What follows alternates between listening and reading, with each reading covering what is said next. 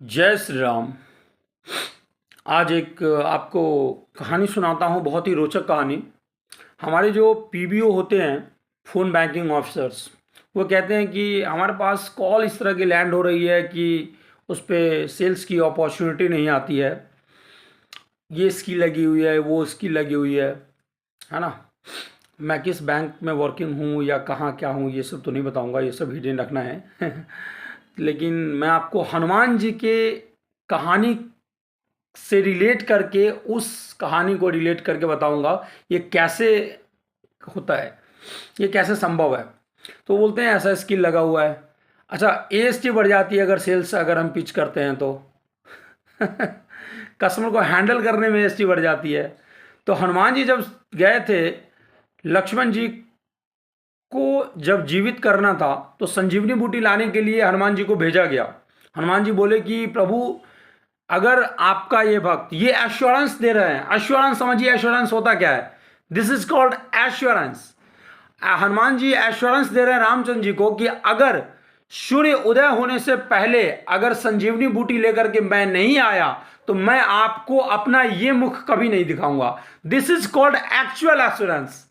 आश्वासन इसको कहते हैं। ऐसा एश्योरेंस अगर कोई पीबीओ कस्टमर को दे देना तो कस्टमर वहीं पे सेटिस्फाइड हो जाएगा और 10 आउट ऑफ 10 दे करके जाएगा भाई। कि डेफिनेटली आप बिल्कुल निश्चिंत रहे कि हम आपकी पूर्णतः सहायता करेंगे। ओवर द रिकॉर्डेड लाइन में आपको ये एश्योरेंस देता हूं कि आपकी इस कॉल के बाद आपको दोबारा कॉल करने की जरूरत नहीं पड़ेगी। हनुमान जी से रिलेट करके बता रहा हूं, ये एश्योरेंस होता है। अच्छा, एएसटी क्या होती है?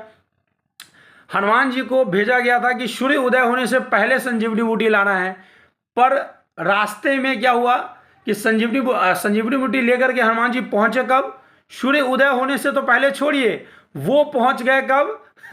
भोर के समय में। मतलब भोर का समय क्या होता है? जब एकदम हल्का हल्का वो होता है ना, एकदम उजाला हल्का हल्का, उसको कहते हैं भोर। उस समय पहुंच गए, मतलब जो टाइम दिया गया था उससे पहले पहुंच गए, टैट से पहले, टर्न अराउंड टाइम से पहले।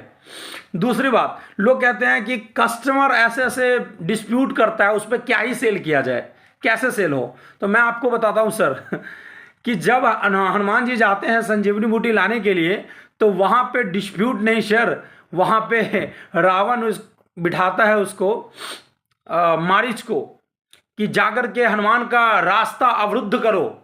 वो क्या, वो ऑब्स्टेकल नहीं है क्या, वो हैंडलिंग नहीं है। हनुमान जी कैसे हैंडल करते हैं? वो कस्टमर हैंडलिंग एक तरह से समझो इस तरीके से हनुमान जी की कहानी से, कि जब हनुमान जी जाते हैं तो काल नेमी वहां पे बोलता है कि स्नान ध्यान तू करके आजा, तो ही बना लू चेहरा रे, तो ही भूख प्यास नहीं लागे, तुझे ऐसा मंत्र बता दूंगा, तुझे जिस पर्वत पे जाना मैं उस पर्वत पे पहुंचा दूंगा, है ना। ये सब माया रची जा रही है, ये सब ऑब्स्टेकल है कि हनुमान जी को देरी कराया जाए ताकि वो अपने लक्ष्य पर नहीं पहुंच पाए और टाइम से पहले संजीवनी बूटी लेकर के ना जाए।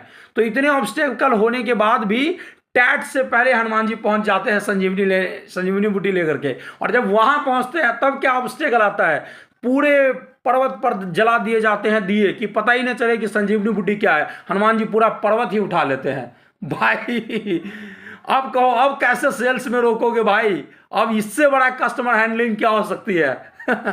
हनुमान जी से सीखो कस्टमर हैंडलिंग। और वहां टिक टिक टिक टिक टिक टिक टिक टिक एएसटी चल रही है, एवरेज हैंडलिंग टाइम एएसटी चल रही है। 380 के एएसटी पे क्लोज करना है, कस्टमर हैंडलिंग भी, सर्विस भी देनी है और सेल भी करनी है।